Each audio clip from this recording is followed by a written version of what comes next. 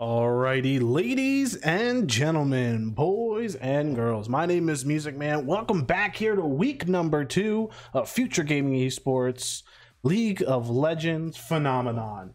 We got a great game today. We have the Toronto Titanium going up against the Hurricane Hammerheads. It is going to be a beautiful game here. It is 8:33 p.m. Eastern Standard Time. It is outside right now. It is gorgeous. If I'm looking out my window, it's pitch black. So absolutely perfect here. Let's go ahead and switch over here to our rosters for today.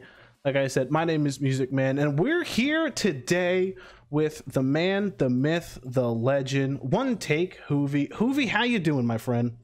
Hello everybody. It's been a while. while. Ladies and gentlemen, how are you?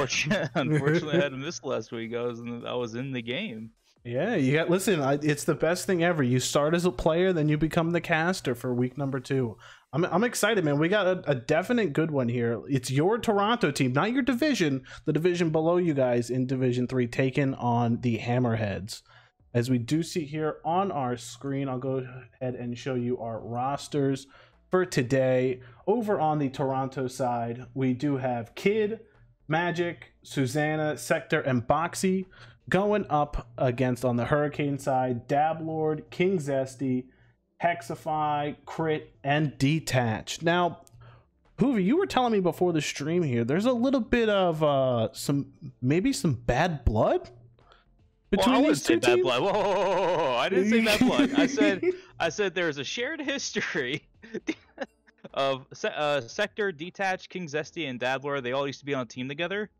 So it's gonna be kind of interesting to see, you know, maybe one of them, maybe a bunch of them are gonna miss the other. We'll see how they pan out after these games here.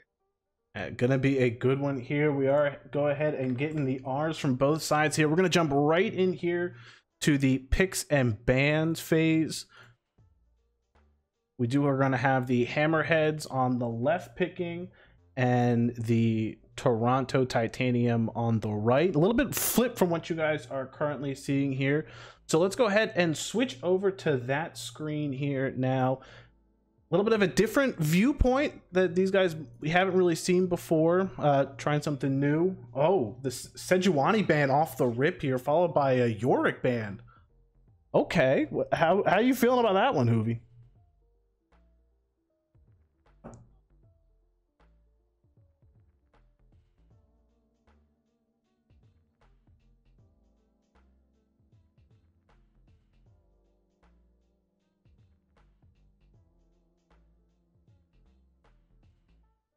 Morgana? Okay. I don't hate it.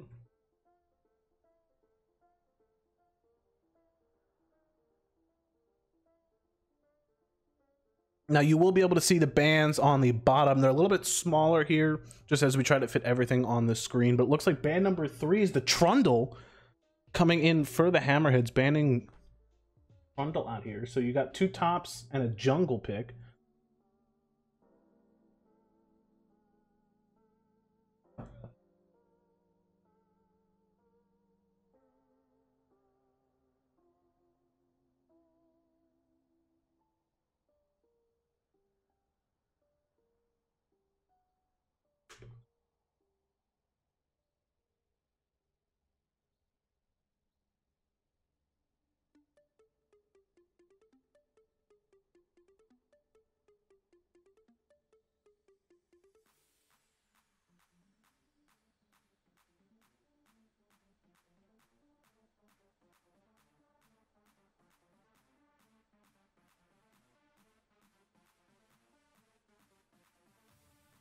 Okay, that's not. I mean, I don't think that's going to be as good as a Lucian Nami, in my opinion, but I don't hate it.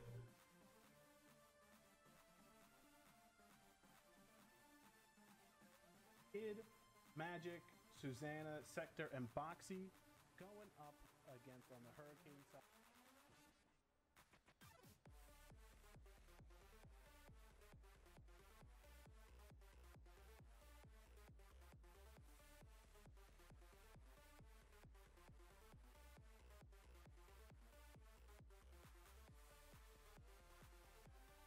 Let's see. Will they ban it? They're gonna go with this Volibear ban. Predicting that the Akali is probably going to be your top lane. They are locking in the Volibear ban here for ban number 4 for Toronto.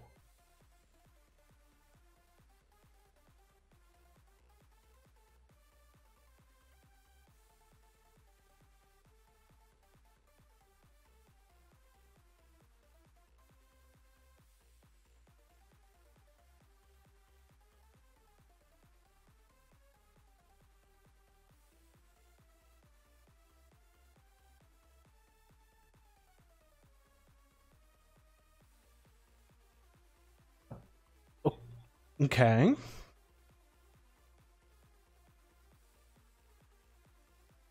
I mean, honestly, if I've seen a lot, not from this team, but just in streams in general, anytime I see a Teemo get picked, I know it's going to be an interesting character to say the least in that game. But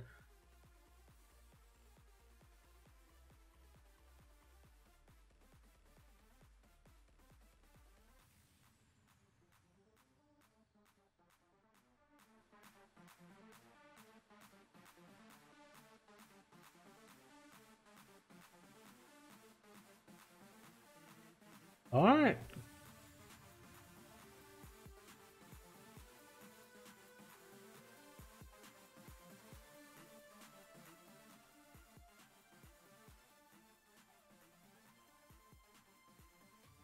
But they went Ornn.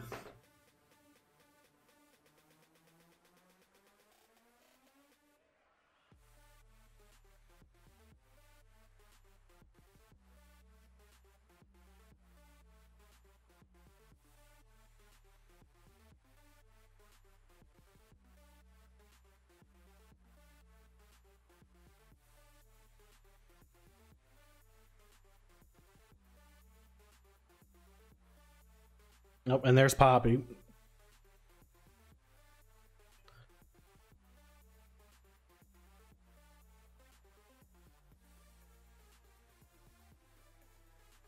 Mm-hmm.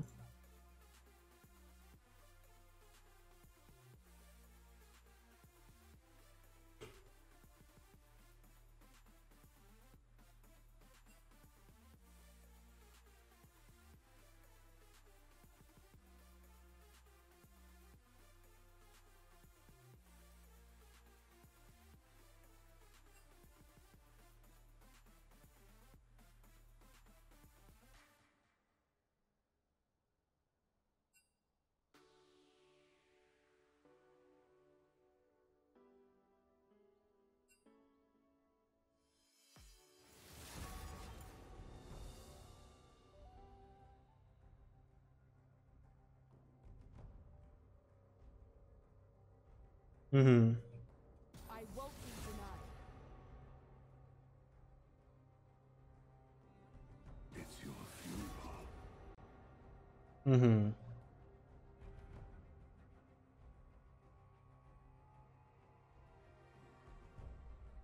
You reek of fear. Your worst decisions will haunt you. Pathetic.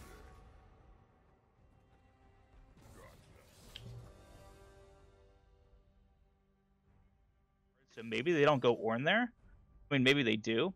Yeah, but, so we just Poppy see can now kind that of those bully him a little bit. Yeah, Yeah. now that those bans are in, they're picking their lanes, or picking the champs that are going to be on each lane here. You do see it's going to be Ornn versus Cho'Gath here. I really just don't get. I guess maybe you might be able to explain it better. Why they would have picked Cho'Gath first there? Maybe just bait out the other top laner and use your last pick on your top lane. I mean, so most philosophy of drafting, if you're on blue side, which what the Hammerheads are on, blue side is usually first pick. You're incentivized to pick like a strong character. Usually, if you like, I understand like this isn't like professional level, so not everyone like knows like super crazy metas. Not everyone has a massive, huge champion pool. But if you want a champion really, really bad, prio pick, blue side's the way to go. And it looks like they chose Lux as priority over that within the draft. So they took Lux, which is fine if they want to play Lux, a bot lane, but you're giving away a really strong bot duo. I mean, it was Lucian Nami, but it could have been a lot of different bot duos right there. So usually the standard is you get a really strong character. Like in pro play, it's for the last little bit, it's been like the Lulu, the Zeri, the Sivir, the Yumi. These are a lot of really good power picks.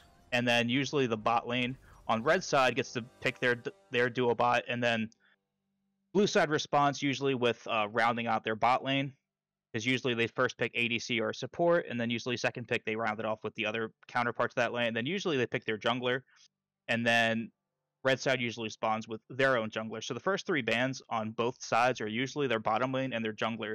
The reason why teams do this is because right now it's a very strong meta for dragons. Dragons got buffed a few patches ago, so it's a very bot-centric meta. So you really want to focus on getting really good, strong bottom lanes in order to contest those early dragons. And usually a lot of the metas with junglers right now is you really want good, strong, early ganking junglers that can help get those ganks off, and also, again, create more pressure for those dragons. And that's why we're seeing a lot more tanks come into top lane, as top lane is slowly just losing relevancy further and further and further. Absolutely Somehow love that. they're making top lane even worse. Imagine. I mean, as 2 top laners here, I mean, I'm kind of a top laner, not the greatest here in the world, but I know for you play top lane all the time. This has to be, it just has to hurt you every time they just make top lane a little bit worse.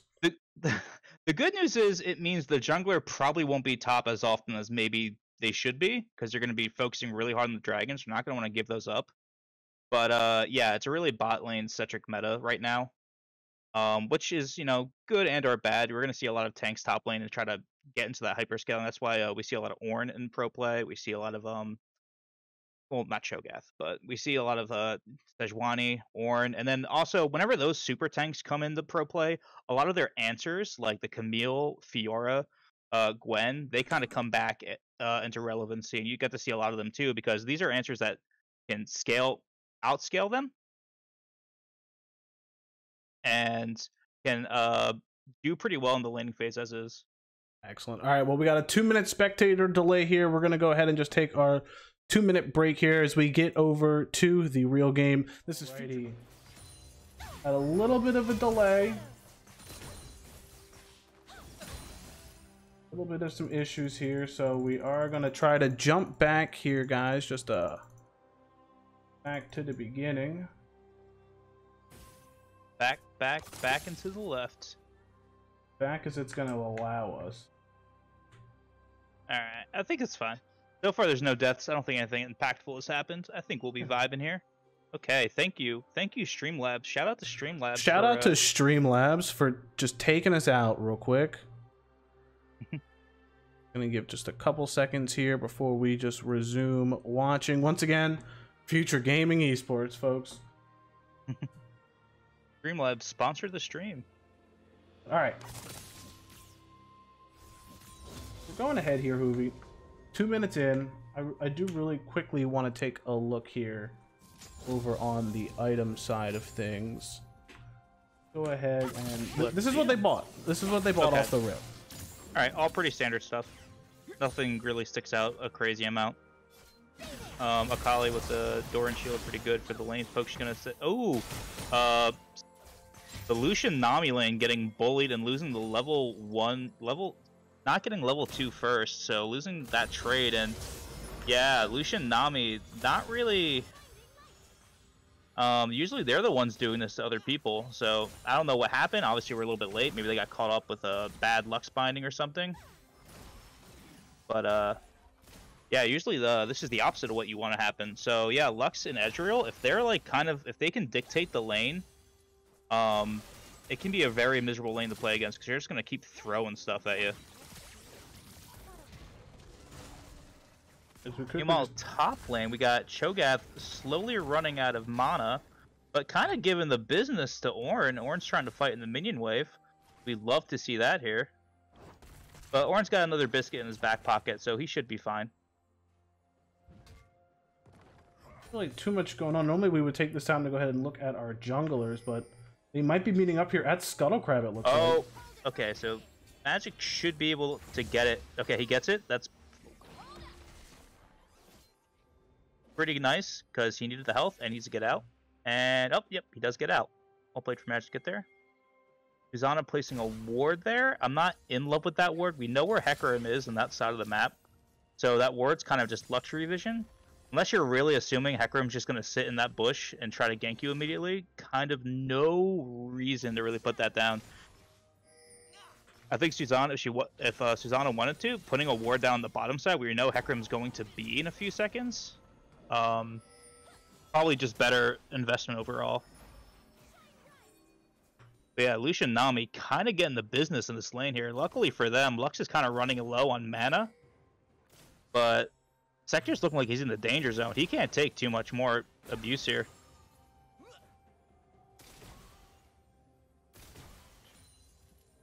Curious here. I'm going to quickly just go ahead and take a look here on the top lane. As Cho'Gath was getting pretty closer to low health. Yeah, I mean, unfortunately, Cho'Gath's using a lot of his resources, mana bar, to, I guess, try to trade back on the Ornn, which is fine. Can I just see what Cho'Gath's maxing first? He hasn't really bought anything yet. Well, no, I mean, click on Cho'Gath. Yeah. He's maxing Q. Okay, so you don't want to max Q. You want to max E, especially in this matchup. The reason why I want to max E instead of Q, because Q, it's a long cooldown, and it's a knockup, which sounds nice, but it takes a lot of mana, and honestly, if Ornn sees it coming, he can W and not get knocked up, because Ornn's W makes him unstoppable, so it's really just a huge way. He had a flash there, too. So Cho'Gath's having a miserable time in this lane. He is not having a good time. It's kind of what you wanted, though, if you were the Hurricanes here. They went ahead and picked the Cho'Gath first. You counter with the Ornn. So you're going to have a bad time, I just feel like, with Cho'Gath overall, and especially in this early game, until he gets a little bit more beefy. But, I mean, that's not going to be for at least the next 15 to 20 minutes here. Yeah, Cho'Gath's wave's in a really bad spot, and he's going to waste TP here. Not like in the TP. There's nothing for you up there right now that you need to waste your TP on. So now you got no flash, no TP. You're an easy gank for a Hecarim. I can easily come up around the side, because as much as you think you're safe with that little ward there, Hecarim can just go around the side and come really quickly. And by the time you see him, he's already on top of you. So looks like here Ezreal did get noticed as he was warding that dragon. He's going to come down here, though, into the bottom lane. Looks like they're going to try and look for an all-in. A little disjointed on the call. We got the exhaust button. We got Lux's flash. Okay. Lux flash for an exhaust. That's kind of worth on the side of Toronto there. Lux flash is infinitely more valuable than Lucian's exhaust. It can also come back faster. And Lux is very dependent on her flash, so if Poppy can find her way down here, it should be a relatively easy kill. Ooh, Sector gets caught by the binding, though. But look up here.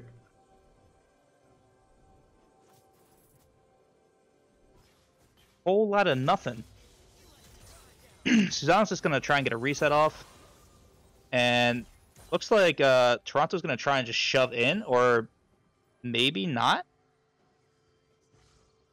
Maybe they're respecting the fact that Hecarim's on the bot side of the map, so they don't want to go too far ahead. Cho'Gath is just in topside river. Looks like he may have ulted Scuttle Crab. Alright, that's fine. He got a nice stack on his ultimate. Again, just using his Q just to push the wave. A little confused about that. Cho'Gath's in the danger zone here. Ornn could kill him if he wants to. Cho'Gath is not in a safe place. Oh, bot lane action's about to be happening here as the first potential gank here in the bot lane. Ooh, awkward. Very awkward. Get caught by the Lux binding there. Not the worst thing though. Can probably just back and oop, there it is. Solo bolo top lane. Called it. Yeah, I mean, Cho'Gath has no reason to be here. He has no mana. He's just dead. He's already dead. And because he used his TP and flash earlier, I mean, his lane is an absolute disaster right now. For some reason, I'm still kind of scratching my head at the Q max. You want to go E max. It's better for shoving the wave. It's better damage. Because Ornn doesn't care about the knockup. It doesn't do anything. Also, partially why Ornn counters Cho'Gath is because Cho'Gath's not really good at dealing damage to tanks. He's not really a tank shredder. Whereas Ornn can do damage to tanks with his W and his brittle proc.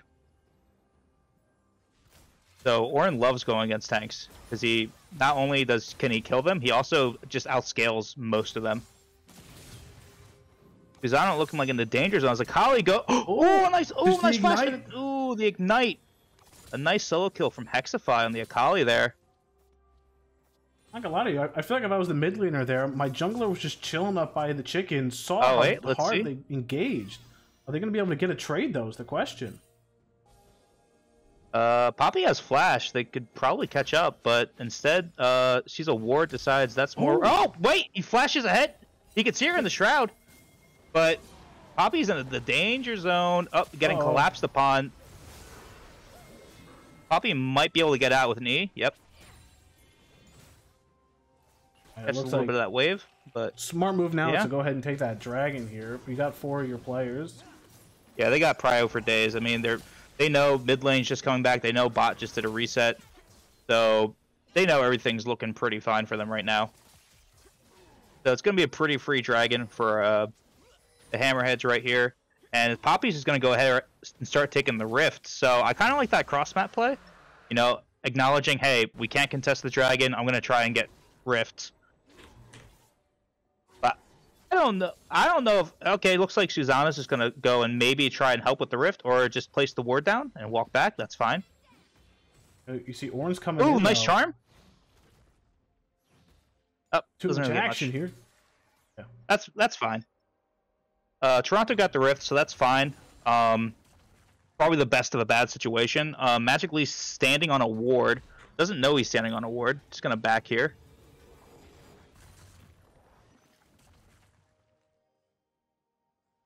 Seems fine.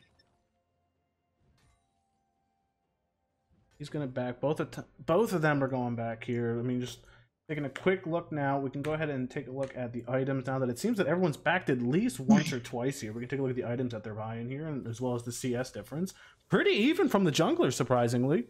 Yeah, no, they've been both clearing pretty well. They've both been going back and forth. Not a whole lot of ganking action. Anytime Poppy's gone for a gank, Hecarim's kind of been floating around the area to try and go for a counter. So they've both been kind of going pretty even in things. Looks like Hecarim's going to try and go towards the Mana Moonray, at least sitting on the tier for now. Hecarim has a lot of build paths, can go for the Chem Tank, can go tanky. Oh, he's going for the Sheen. Looks like he's going to go for the Divine Sunderer build. That's fine, especially against the Poppy and Cho'Gath. He'll be able to definitely do well against those with that build. Susanna falling a little bit far down and behind, probably due to that kill when the wave was crashing.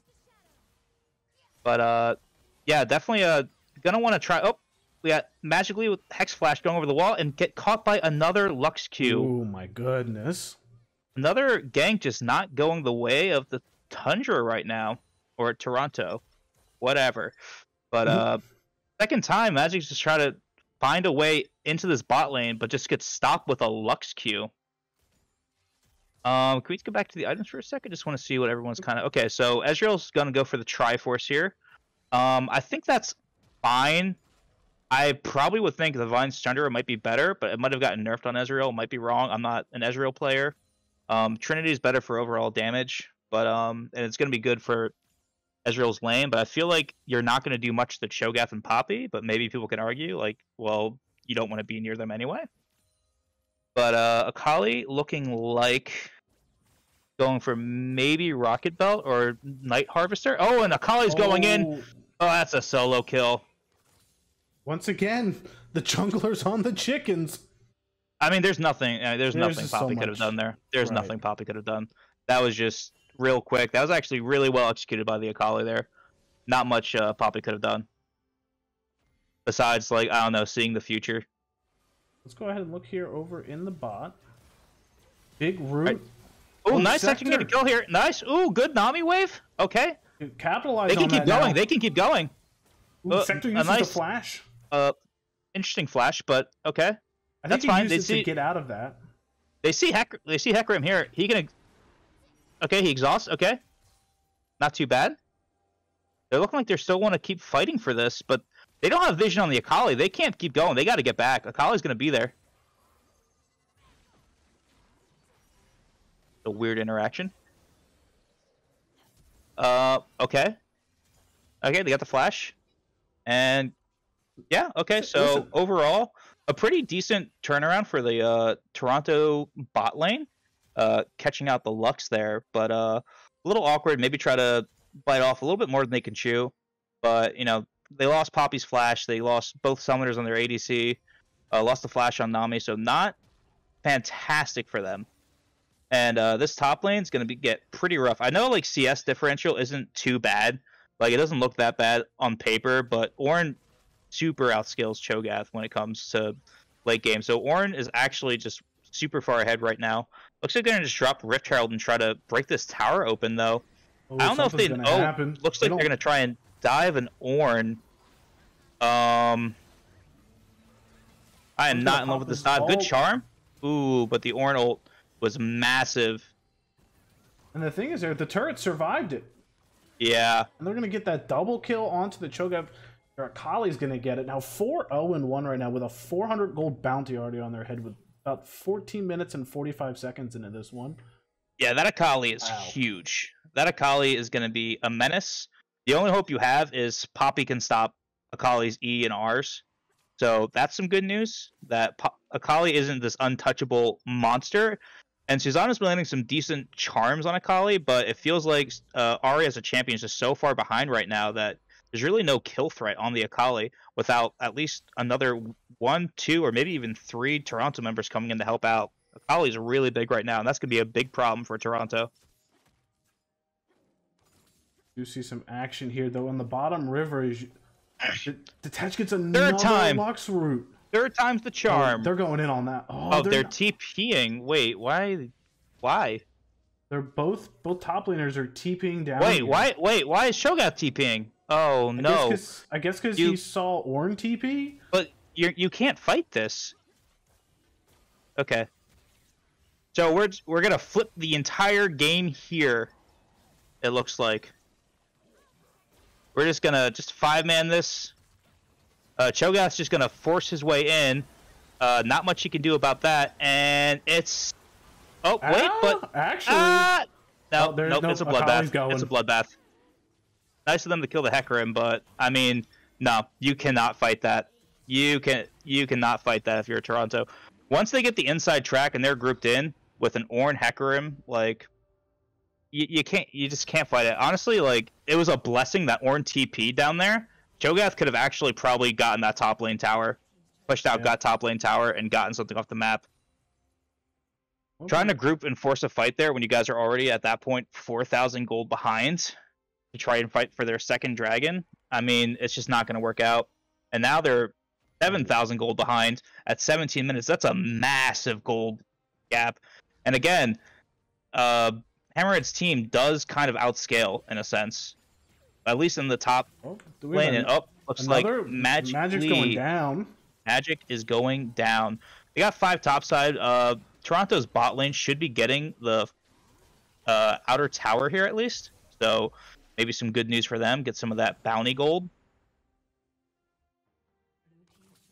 I mean, the one thing I'll give credit for is the fact that they see that they're down there. Sector and Boxy continue that hard push, take out their actual turret, make it an even turret difference, at least down on the bottom. It just looks like another fight's happening mid. Another Lux root is this time going to hit Cho'Gath, though, as we're coming into this. Detachment is not missing these Lux Qs right now.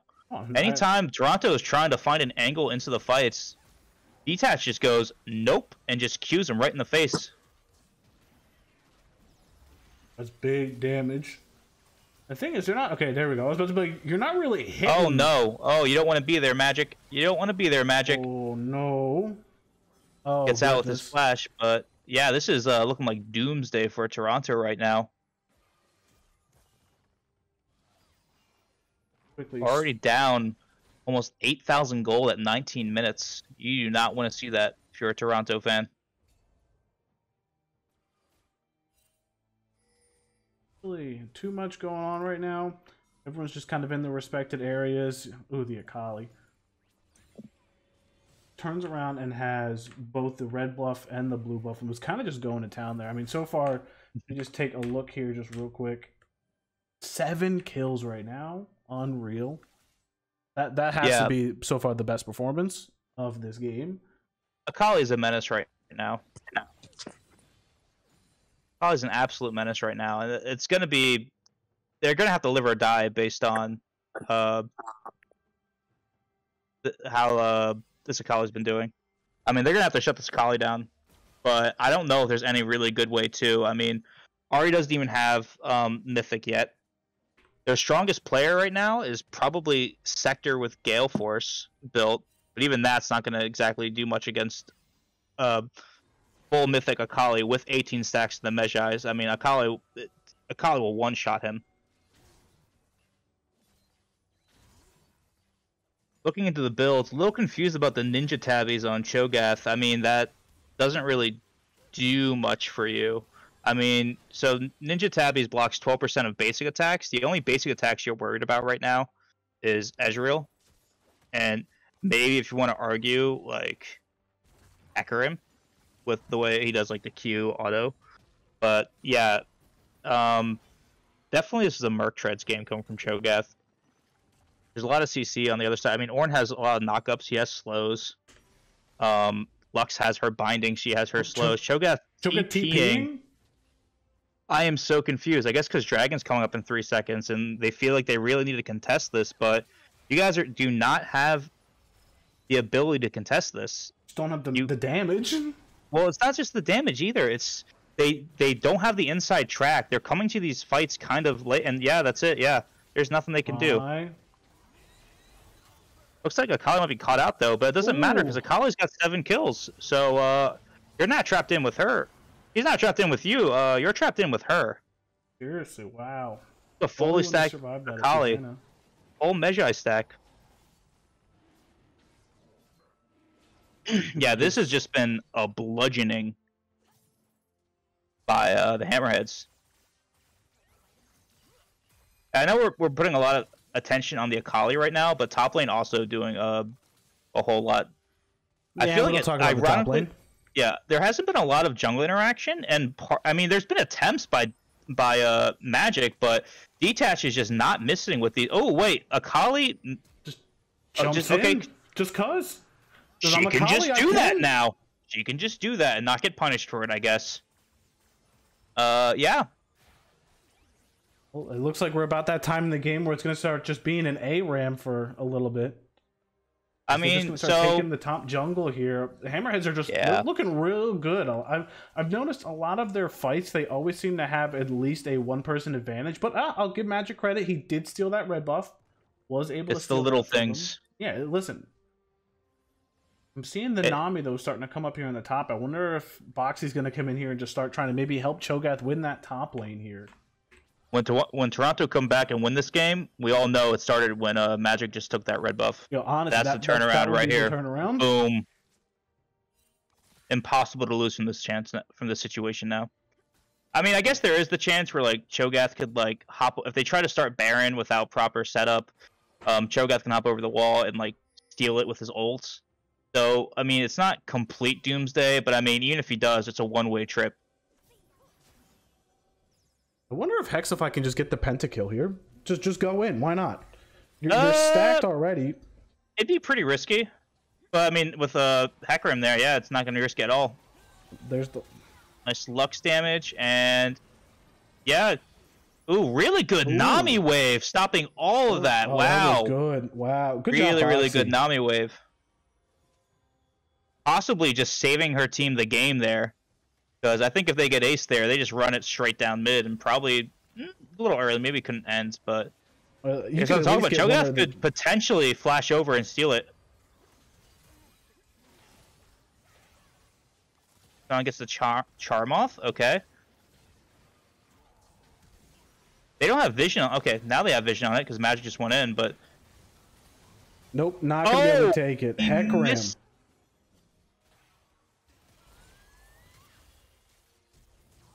Cho'Gath missed the eat. Unfortunate.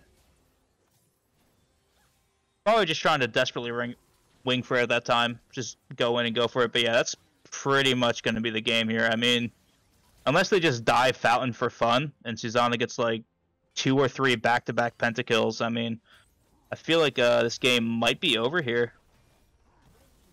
Maybe there's one last stand. There's still some short death timers. There's one last stand coming in. Looks like they can't end right now. I mean, you see Ornn's ult's about to be ready. Hecarim's ult's ready to go.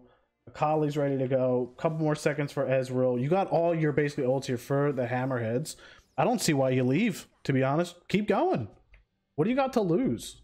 Maybe they just want to reset. They are sitting on probably a lot of gold with each individual member.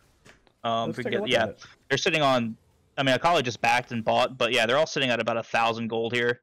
So definitely want to back, reset. I mean, the by the books play is you just back, reset, spend your gold, set it out. They really can't. Toronto can't really do anything from here. They got a turtle in their base. The best they can do is maybe scrounge up a few camps you may have forgotten to grab, get some waves every now and again. But you know, gold unspent is worthless. You know what I mean? Like you don't get stats from gold sitting in your pocket. So they want to go back, spend all their gold they got from that Baron, and come back even stronger for the next fight. Oh, it's Akali can 1v3 if she wants to. I was about to say, I'm pretty sure you win that fight, Akali. Yeah, Akali 1v3 if she's feeling it. She's at 2 items and a fully stacked Magi plus a stopwatch. I mean, the closest thing that can deal with the Akali is the Cho'Gath, who's at 2 items. And maybe... Ooh, wait. Okay. W stopped her dash. Good timing on that. But Dragon's coming up in a few, so they're just going to be there for that. There's nothing really Toronto can do. I don't know why we have 4 people mid. I understand there's a wave coming, but like send someone top and collect that wave, push that wave out. Yep, I mean they're pinging it, they're recognizing it.